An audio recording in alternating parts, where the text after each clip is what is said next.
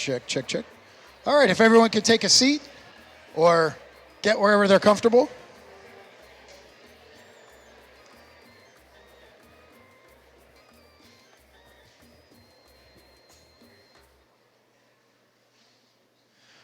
Ladies and gentlemen, welcome to, I believe, the first ever Hamilton Midterm State of the City Address. My name is Jim Goodman. I'm one of the owners and co-founders of Municipal Brewworks, and we were supposed to be on our patio tonight, but Mother Nature decided otherwise. So I thank you guys all for coming out, and cheers to you for weathering this, which is not very seasonable. So for folks that aren't familiar with the State of the City Address, that usually takes place around September or October, and the mayor gets up and speaks about the infrastructure of the local government, talks about some of the plans and some of the initiatives that are coming forward, and then the city manager gets up and lights a fire under everyone's seat, which he did for us whenever we first started. We were an item that he spoke about. But actually what he does is it really does kind of energize the crowd, because he talks about the initiatives and the businesses and the progress that we as a city and we as a community are pushing together as a group. And that's probably the coolest thing ever, because we all do it as a group. And that's one of the things that we were founded on at Municipal Brewworks. So we were very excited when we were told that we were going to be hosting this event. Because we prided ourselves on three things when we opened, and it was make great beer, establish strong community roots, and educate people about craft beer. And I think we've done as best we could, because we're heading into our 6th anniversary this June. So cheers to you all, and thank you very much for your support. So without further ado, because I know it's kind of chilly and we've got beer to drink down there, and Dora is available. Without further ado, I want to introduce the mayor, who's probably one of the most caring and compassionate people that have just really sticks his neck out for the city. Mr. Mayor, for you. Oh, wait, the mayor. Wait a minute. What? It is Xander. It's, cheers to you. This is Xander. He's our local Muppet. Actually, no. Xander is actually considered the personification or the Muppetification of the best neighbor you would ever have. The most caring, the most thoughtful, and the most friendly. So, cheers. Please make your way around and say hello to everyone. I was actually pushing for the exclamation point on a pogo stick, but that didn't work. So anyway, without further ado, here is our mayor.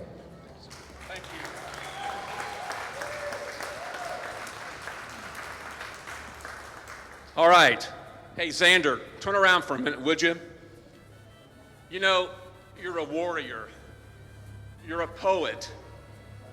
You dabble in economic development.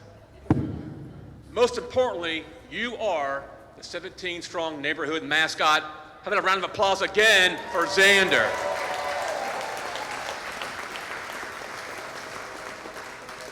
I'm ready to go because I have on my yellow lemon grenade Tommy Long socks.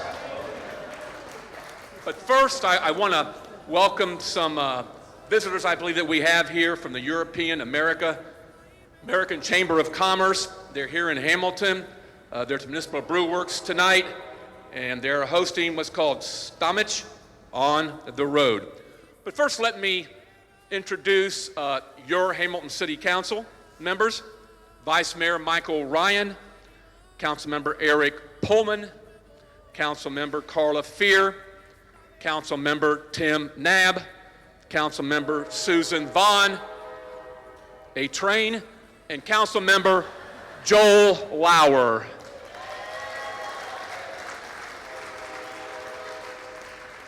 All right, our host this evening is, of course, Municipal Brewworks. Thank you, Municipal Brewworks, for being a pioneer of our downtown renaissance. The photo that you see is by TV Hamilton's drone Moeller, which is a real neat tool that we use within the city. And Hamiltonian Magazine says TV Hamilton is reinventing itself for our city's growing needs, and that is very true. I'm going to be saying a few words about people that I've come across since the last time we had a State of the City, and then you're going to hear Joshua Smith talk about some great projects and great project updates. Now, three words that I think about quite a bit are, number one, access. Access for success. Two, opportunity for success. And three, solutions. What are the solutions to fix problems and reach our goals? But also, I got to tell you, mascots don't talk. They do not talk. It's a law. But stay tuned. I'm going to throw in a few what if Xander could say something, okay? Just to lighten things up a little bit. Now, I was at a Chamber of Commerce event, I think it was last week, and some things we take for granted, and some of these numbers and facts about Kettering Hospital, maybe I took for granted. And I learned these from the new hospital president, Paul Hoover, who's with us this evening. And Kettering Hamilton, it's highly rated by health care folks who grade hospitals. It has an A grade for safety. There are 929 employees there. But here's a big figure. $110 million of capital investment over the last 12 years has been put into our Kettering Hospital in Hamilton. It has robotic surgery, a lot of great stuff, and I thank our CEO, Paul Hoover, for educating all of us about Kettering Health Hamilton. We make things in Hamilton. There's a rumor out there that we don't, but we make a lot of things in Hamilton. DARANA Hybrid is a great repurpose of a building in Lindenwall. Electrical installations, conveyors, all kind of things. Hamilton Castor, I didn't know it. They make a lot of things, but they also make aerospace and defense products. And they're now 115 years in the city of Hamilton. THYSSENKRUPP BILSTEIN, engineering, manufacturing, and proudly using City of Hamilton utilities and energy. And they use those utilities and that energy to be way ahead. And I saw that word way ahead when I visited THYSSENKRUPP BILSTEIN recently. And they're way ahead of their competitors. So thank you, Fabian Schmall, THYSSENKRUPP BILSTEIN, for building success in Hamilton at his location. Now, Hamilton is a destination. We talk about to live, to work, to play. We need to add the word create, because we are creating music, art, food. We're creating opportunities, creating friendships of new people who come to our city. Councilmember Joel Lauer says we need to add to learn. That's an action word, and I think that is so right, to add the word to learn to some of the terms that we use about this city. And remember access, opportunity, solutions. Hamilton High School, Big Blue moving up. They've been placing high school students around our city working. And those students are placed at various locations by Hamilton School District Administrator Chris Cannell. And the original goal was, 7 or so, I don't know. But he has placed 53 students from our Hamilton City School District into various locations around the city of Hamilton. And that's a great thing. I mean, they're learning at school, they're learning at work. I gotta mention, and one of the places is Kivac, and that's a great story. Ask Chris Cannell about the placement at Kivac.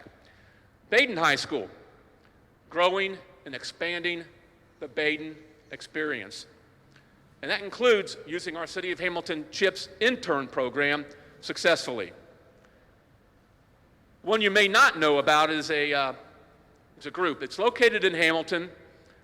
G Foods is a Butler Tech Ross High School student-powered company. And it's mentored by Hamilton resident Tom O'Neill. G Foods is about food rescue. They rescue food. so it can be used at alternative locations. And due to our city departments, they were able to work out a location here in the city of Hamilton. 80 acres, and they're on that slide, they're the agricultural superstars locally, nationally, and internationally. They partner with G Foods for food rescue. 80 acres amazes me every day that I'm a mayor. Okay, that's the cube, the vehicle on the back of that slide. 17 strong volunteers are in that photo. You may not be able to see her, but Councilmember Susan Bond is in that photo. And our mascot, Xander, who left, he says that's the most organized trailer full of cleanup tools in the American colonies.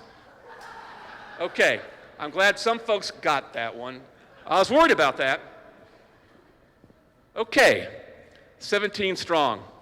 I'll tell you what, Joshua Smith put together a lot of programs. That is one of the, I'd say, top 5 easily, if not top 3. That was a 17 strong micro grant. It's called Science Sunday. And it's a micro grant used on youth projects, obviously. These students on Sunday learned about rockets and fuel and a lot of things in our city parks. And it happened to be at Jim Grimm City Park, usually. And I want to thank Aaron Herman for creating this program. It's another 17 strong success. Okay, Strauss Gallery in Art Space. It is a place to create, see art, hear music, and that's artist Nate Flanagan. I'm going to call on Hamilton's Norman Rockwell. I am not sure if he is still here. Okay, there you are, Nate. All right, have you done some art tonight for us? Would you like to show these folks the art that you've created? Can you do that? It's kind of small. Maybe if you all get up there and walk up, but Nate does portraits of just how he sees Hamilton in various locations. And we are so proud you are here tonight. Just give an example of what Strauss Gallery is doing, Art Space is doing. And now, in that picture, that slide is also David Stark. And he gave me something to read tonight. It's breaking news. Breaking news. All are welcome tomorrow night, May 6th, from 6 to 9 p.m. at the Strauss Gallery at Art Space for the main event night of their newest exhibit, Walking on Eggshells, the art of Diana Sindalis, including an experiential Walking on Eggshells path and words of encouragement by Executive Director of the YWCA Hamilton, Wendy Waters Cannell. And 10% of all sales will be donated to the city, donated them, not to the city, to the YWCA. I am so sorry, Wendy. We were trying to take care of a few other issues, but donate to the city too if you want to. All right, a few more slides here. If I can get this to move. Okay, I love saying this. I put it up there. Bengals AFC champs. I just like saying that, like I said. And there was a party that started at Hamilton's urban backyard the day of that Kansas City football game, and it was a great little party. Actually, it was a big party. It started out kind of small when I got there a couple hours early, but that crowd grew to be huge. And then at Neil's Famous Barbecue, some young people got a chance to eat some Kansas City barbecue because we beat the Kansas City Chiefs. All right, a few more things here. What the heck is that? Well, those of you who know me, that's my dog, Happy Gilmore Moeller, playing putt-putt with Xander, the mascot. Now, why do I do that? Well, because a young couple used our city planning department as a resource because they had an idea. They want to put a putt-putt in Hamilton, Ohio. So I thought that was just a great idea. I hope they are able to do that, but it's called pre-application planning, where they can come to a planning commission meeting and just vet, basically, an idea. And we've got a great planning commission. It's led by Dale McAllister and a lot of great city volunteers. So it's pre-application planning. Xander, the mascot, says pre-application planning is like Shark Tank without the money, because we get a chance to to vet various, it's a lot of fun, I'll be honest with you, and thank our planning department for putting that together. All right. This is not what Planning Commission approved. You might remember this from the movie Happy Gilmore. Okay, enough of that. Whoa, I'm glad that stopped. Okay. Access, opportunity, solution. Hamilton Fire Division. Through smart change, partnerships, eliminating barriers to hiring, including pre-hire requirements, that all resulted in recruiting success. More recruits, more quality recruits, and it's an example of smart change being put together by our city public safety. Hamilton Police Division is successful in getting grants. One of the significant ones I truly think is they secured a $100,000 Project Safe Neighborhoods grant. And I think there should be a sign in the Hamilton Police Department, Hamilton Fire Department saying way ahead, because they are way ahead and we're blessed to have them in our city, the quality of public safety that we do have. All right, retired and still contributing to Hamilton. On the left is Ed Avery, a 2022 retired Hamilton firefighter. The man is of high character. He still continues as a retiree to assist in recruiting new firefighters. To your right is 100-year-old Bill Merritt, a World War II Army pilot, a Kiwanian. He spent the last 25 years and still is on our Public Utilities Commission. So around 75, he goes, hey, why not join the Public Utility Commission? These two folks are true heroes.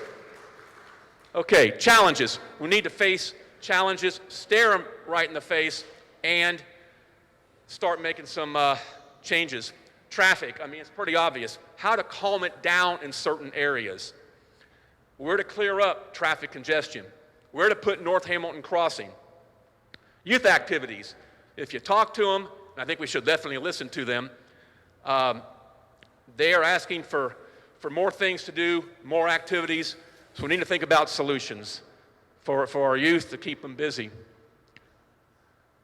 Somebody sent me this photo. It's 1932. Hamilton had a terrible tornado come through that area, Ross Avenue, and actually went down to Alabama. How those two trees did not hit this still standing home on Ross Avenue, I don't know. The home is still beautifully maintained, but we need to make sure that like blight and poor decisions and neglect do not cause our historic districts to suffer. So we need to support history for those who follow us. It's an amazing picture. All right, the wind down here. And again, access, opportunities, solutions, and I'm going to say, yeah, we need more job fairs for our youth.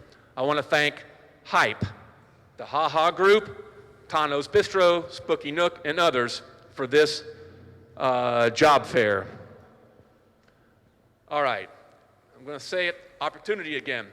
Imagine graduating from Hamilton High School, Dayton High School, Middletown High School, with a 2-year college degree along with their high school degree. This program, the Early College Academy, brought to you by the Miami University Regionals. Think about it, instant careers, a 2-year jump start to college, helping wipe out the cost of the financial barrier of college education. So thank you, Miami University, for the Early College Academy.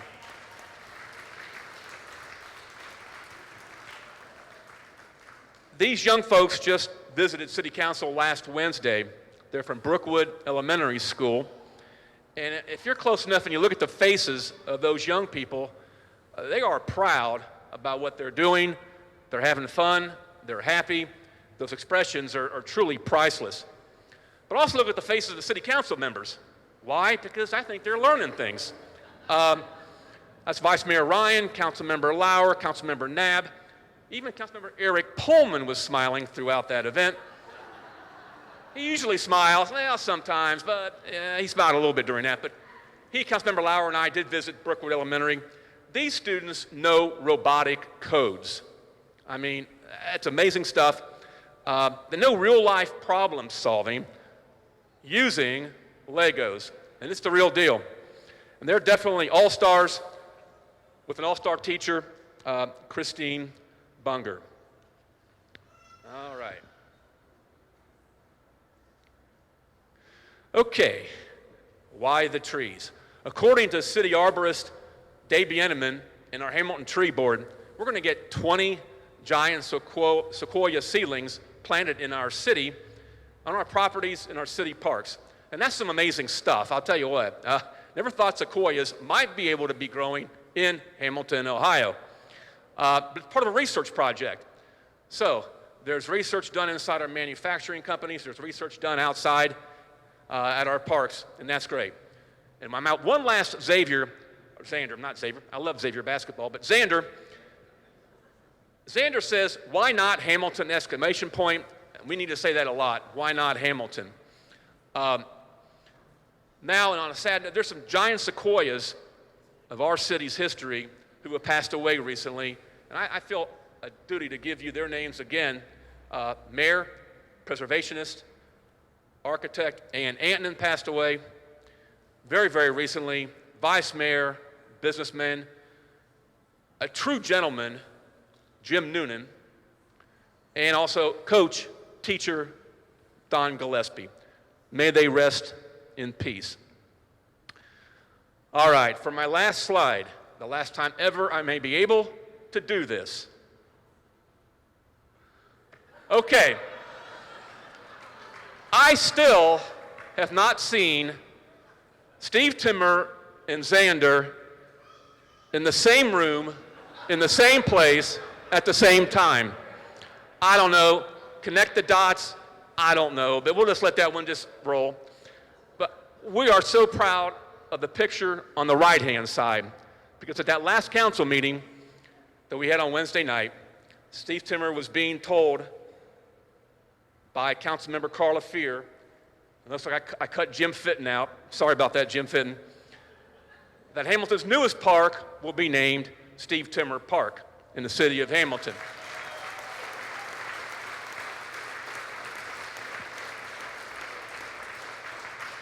I have never seen the man almost speechless, but he was almost speechless, and we also gave Steve Timmer a key to the city from all the citizens of this city for what he has accomplished. So, I am done, so now I get to introduce somebody that you all know, Joshua Smith, city manager, city architect, Hamiltonian, brewer, patriot, all those type of things. Ladies and gentlemen, Joshua Smith.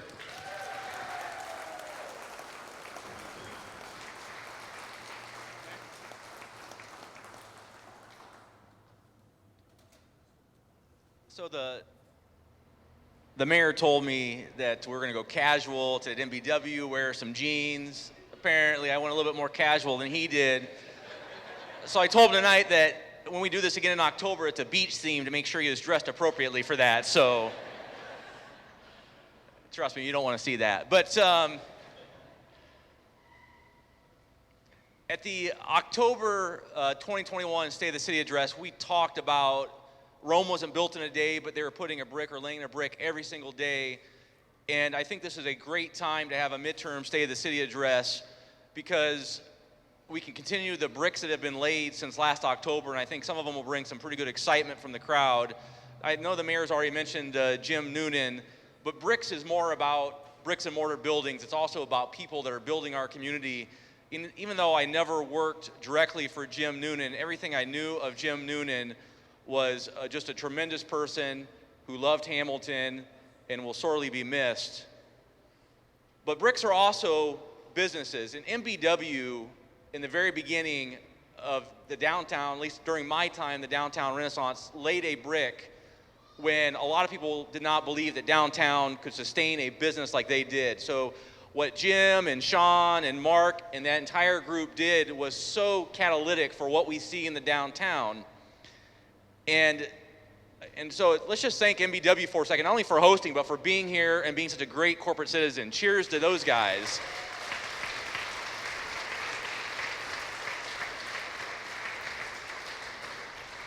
And it's because of the MBW type of investment that we were fortunate enough to get a Spooky Nook type of investment. And there are a lot of Spooky Nook people here tonight. If you were with Spooky Nook, will you please stand up just for a second? I think it's important for people, well, I know a lot of people are standing up already in the back, but I see Lisa and some others in the front. But there's a lot of people that are here with Spooky Nook in the back today, in the front, that you're going to be seeing a lot around our community. So thank you to Spooky Nook.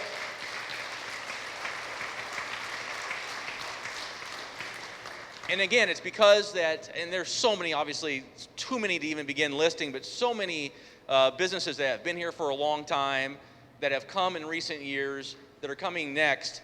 So what bricks are going to be laid next? And I wasn't going to lead with Spooky Nook, but I think for context, it's important to talk about this. When you think about what is now a 49-acre development site and what it looked like, and literally how it was hindering the city's ability to move forward, it was just a massive challenge. That photo that's on the screen, that was taken by the New York Times in 2020. So literally about a year and a half ago, that photo was taken. This photo was taken right before the demolition of the smokestack that was on the west side of B Street. And that smokestack came down on June 27th of 2014. So I mean, I think this photo in particular, when you're looking north on B Street, and you see the progress today, and I know there's some frustration about, well, why are they not open yet? I am so impressed that during a pandemic, during supply chain issues, increasing inflation, labor cost, everything that's going on. I was talking with Jim from MBW before we started tonight, and just hearing their supply chain horror stories about getting open for their next business and just getting equipment, it's understandable, but the progress that's been made, and to have the North American largest indoor sports complex opening this summer in our community, I think deserves a huge round of applause.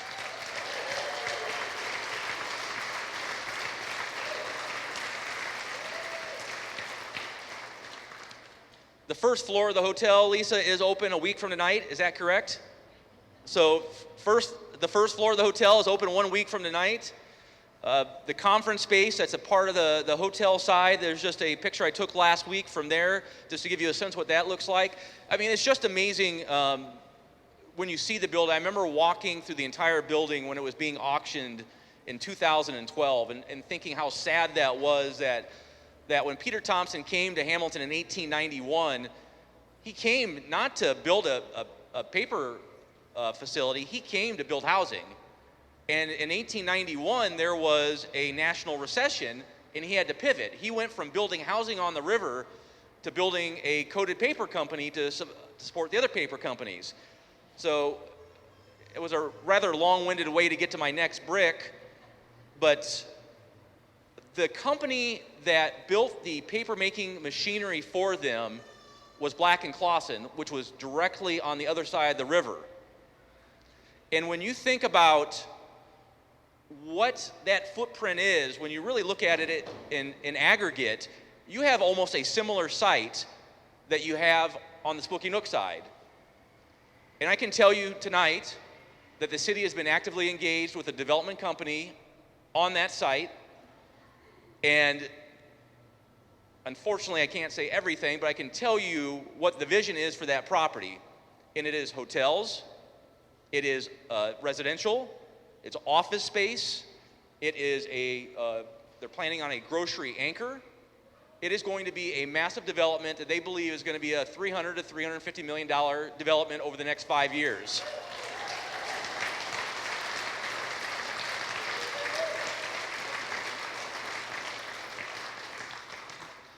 And again, I mean, going back to, you have to keep going forward. It is the MBWs that come in and they show a city that you can have spirit, that you can actually achieve.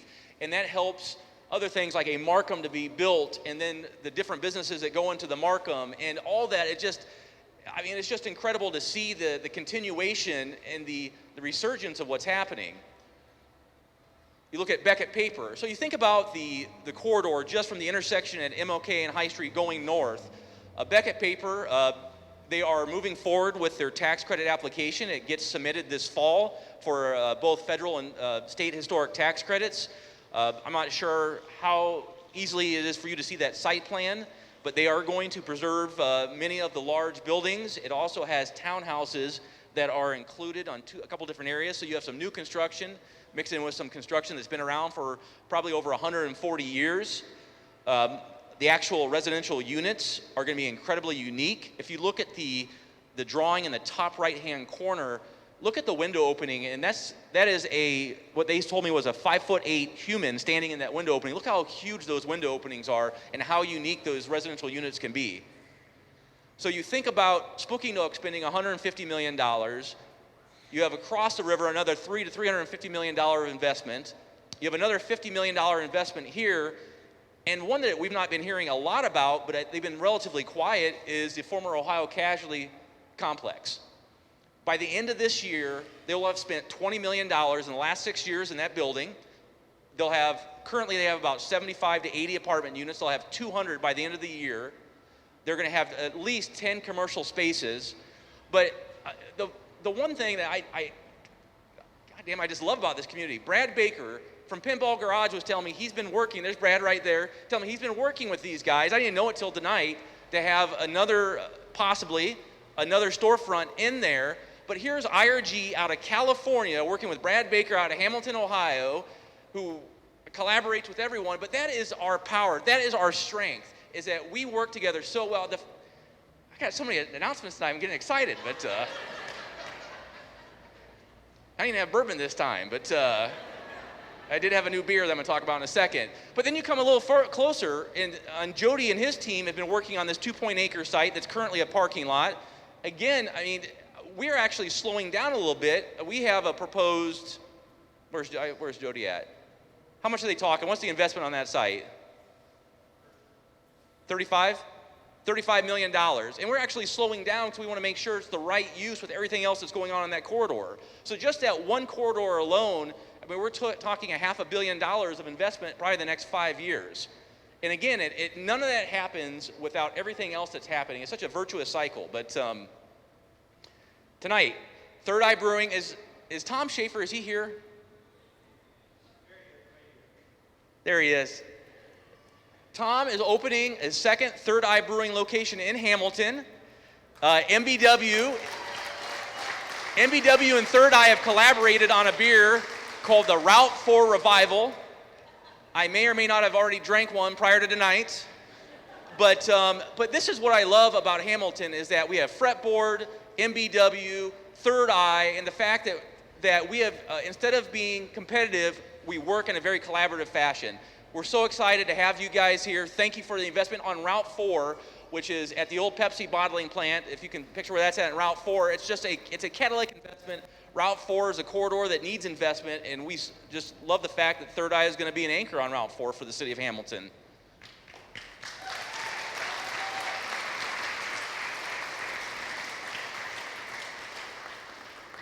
Again, I got to give a lot of credit to the city staff. By the way, I should have done this in the beginning. And again, I know a lot of you are probably standing. If you are a part of the City of Hamilton team, will you stand up for a second, please?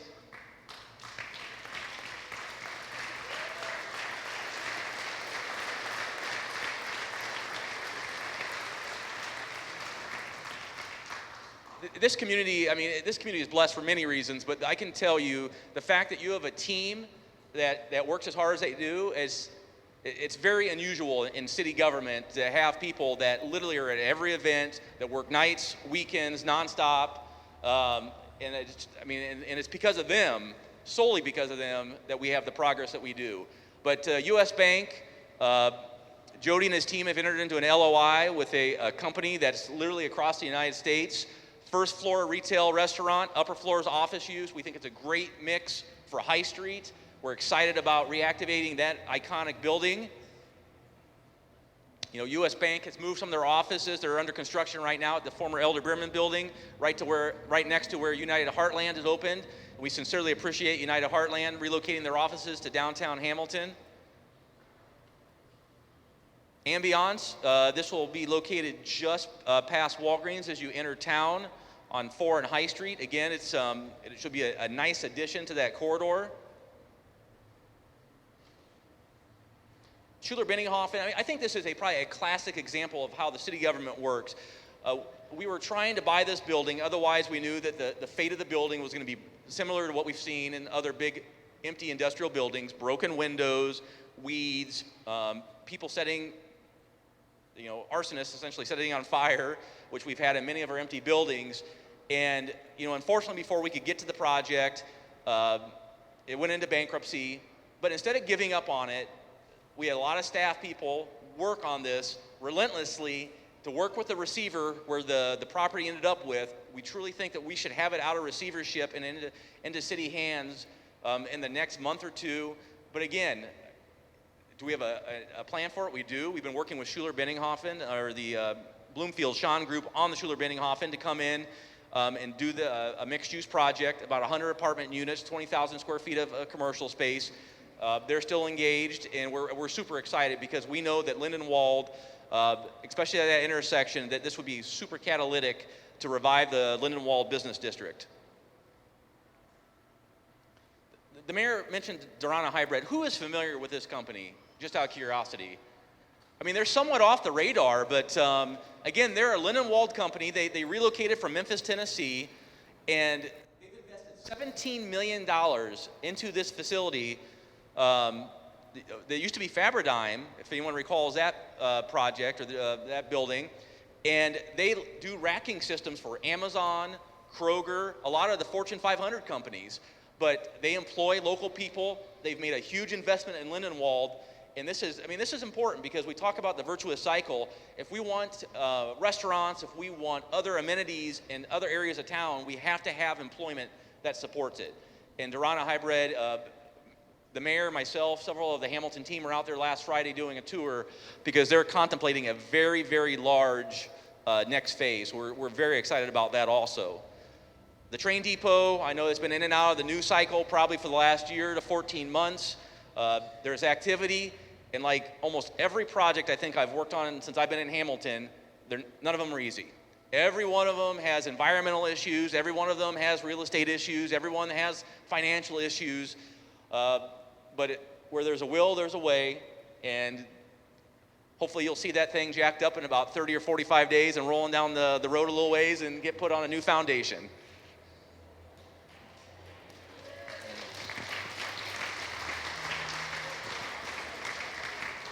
Is Sarah from WILDFIRE, does she happen to be here tonight? Has anyone seen her new, so yes, I see a lot of people say yes.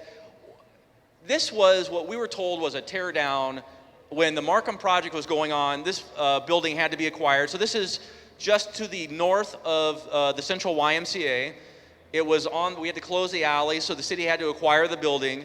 We were told by the prior owner this was gonna have to be a demolition. Well, it wasn't demolished, and I think that photo really tells the story of how beautiful it is. And I mean, unfortunately, sometimes there has to be demolition, but whenever it's possible to save something like that, I mean, the floors alone are just absolutely stunning. So but what a testament to our community that someone comes in, opens a business on High Street, and within a couple years decides that it's doing so well that they should open a second business literally a few blocks away. So I'm just so thankful for our small businesses that believe in Hamilton and support Hamilton.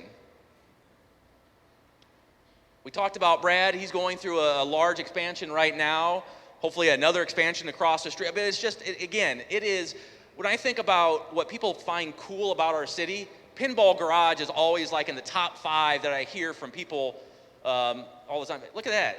I see Scott Timmer from Fairfield. Fairfield, St. Andrews, Scott Timmer is here. I know what you're doing down here. Nah, I'll tell you what, Scott and I had lunch yesterday. That is one of the sharpest city managers I have ever met, and Fairfield is lucky to have you.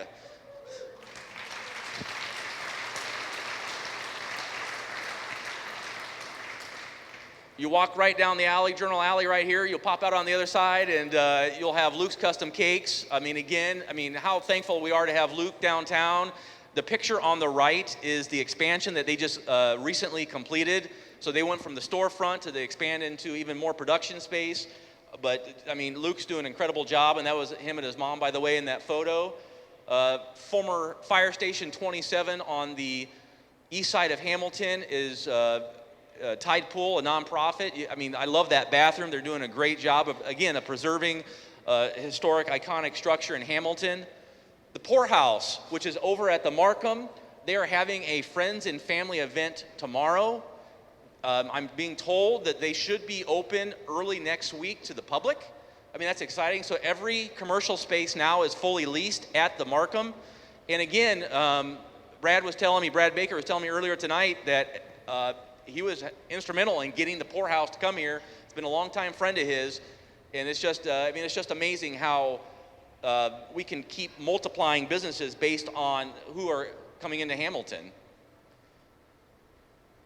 Starbucks got some mixed reviews going on the east side. Aaron's like, don't put that slide in there. People are gonna get mad at you. So we aren't really gonna talk about Starbucks. We're gonna move on, but let's talk about the Amp House. Everyone needs more beer and more brewing, right? So it's, I checked today, it sounds like they plan on being under full construction probably it sounds like the next 45 or 60 days. So, I mean, Asheville, North Carolina better watch out. We're gonna become the microbrewery capital of the world here pretty soon.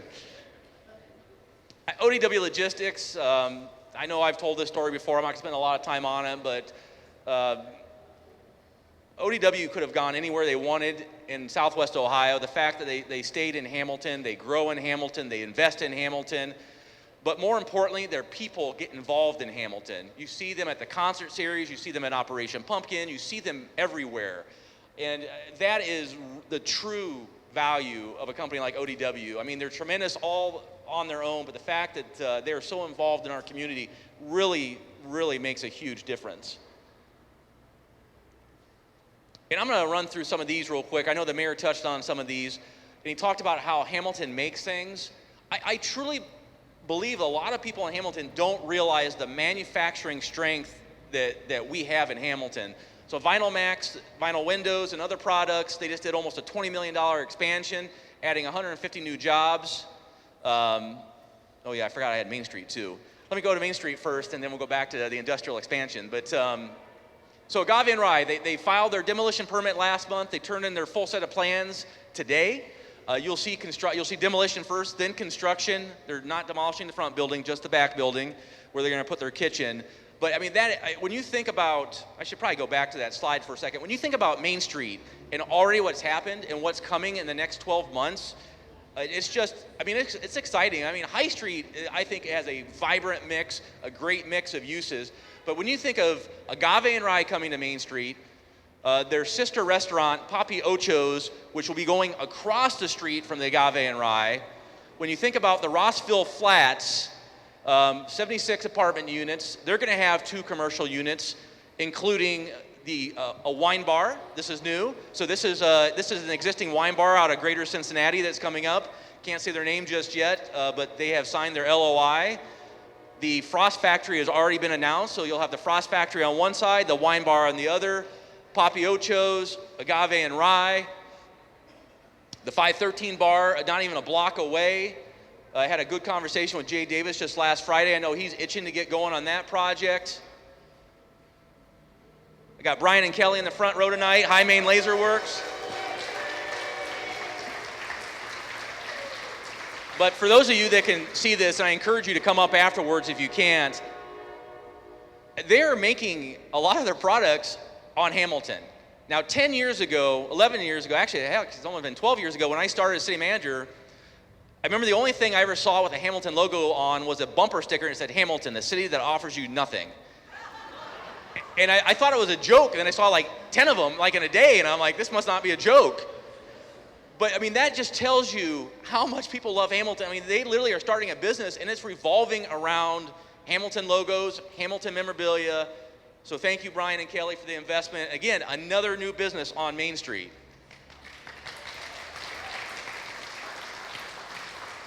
So Mindy from Two Little Buds, the Farmers Collective, actually they were first contemplating doing it actually right here, but when the pharmacy opened up next to them on Main Street, they decided to go there. But again, it's just exciting just having such a dynamic mix of uses on Main Street. Main Street Vinyl when they sold out and Unsung came in and acquired them and moved them over, I mean, again, it was just tremendous because first and foremost, I love Main Street vinyl, but the fact that they now are owned by Unsung is just cool. You got Immortal Vibes, they'll be in that same block.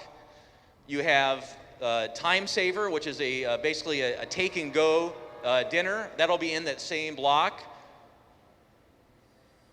The studio is now, I think, completely open. Is that accurate? I know they were open in the back for the last couple months, but I've been told that the whole facility is now open, so you have that.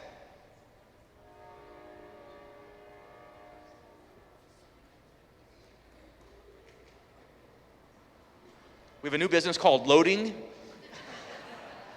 I'm not exactly sure what they do, but did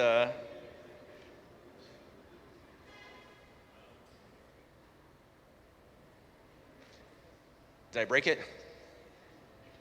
Ah, Rustic Home, there it is. It just took a long time, but we have Rustic Home again. It's just so many cool things. A restaurant that you may not be familiar with that is going to be going in the 100 block of Main Street is Ambido. And I know I saw them walk in. Where did I? Oh, there we are. Where's your boyfriend at? Ambido is going to be where the old Sherry's Puppies was on Main Street. Bagel sandwiches, breakfast, cocktails, open late night. Did I get that accurate? Okay, super exciting.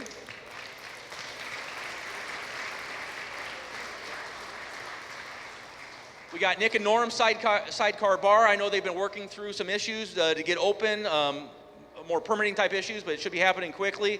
A speakeasy style menu featuring cured and smoked meats, craft cocktails, bourbon and wine, right off of South B Street. But again, I mean, these are just, I mean, what a tremendous mixer coming in. Then I throw Panda Express in. Sorry about that. I probably just deflated the whole mood, but this is known as very high-end Chinese food. It's going in out where the Steak and Shake was, but they have got all their permits approved, so you should see the demolition of that building pretty quickly.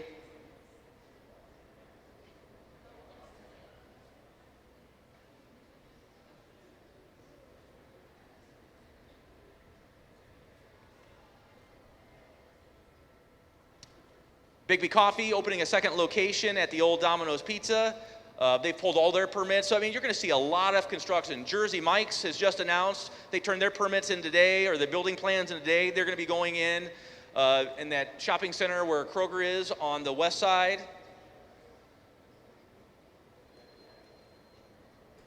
All right, so I started going down the industrial path. Let me sort of finish my thoughts on that. I'm going to wrap up so everyone can get down to MBW.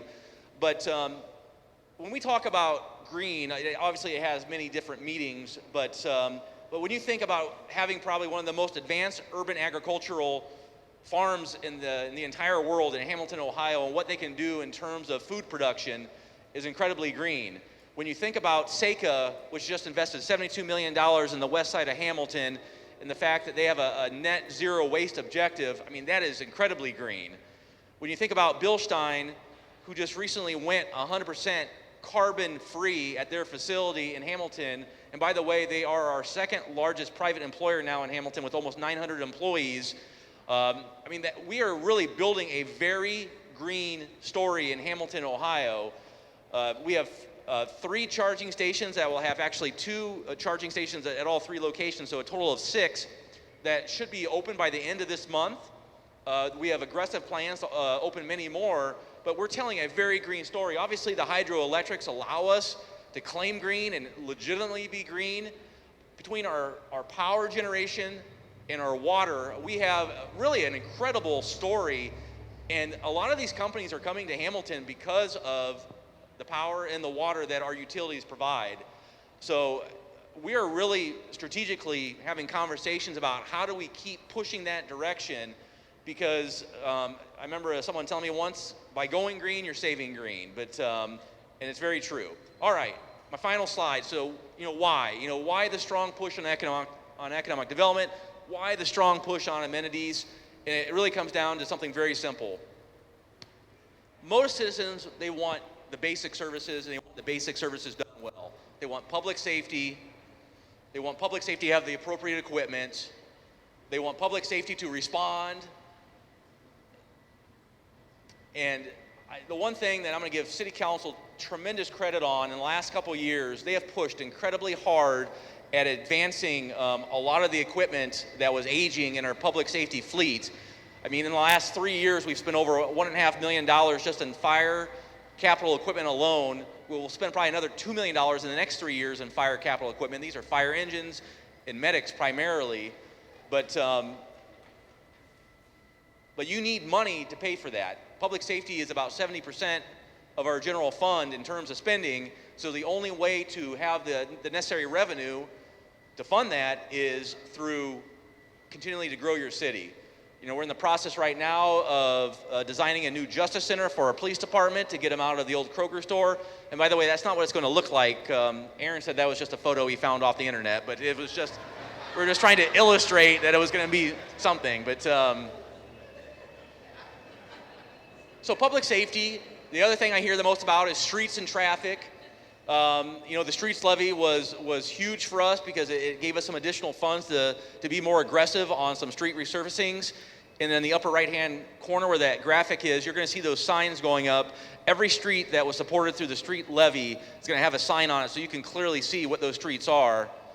And then our neighborhoods, right? So it's public safety, it's streets, it's traffic, it's neighborhoods. I mean, those are the basic services I think people really want.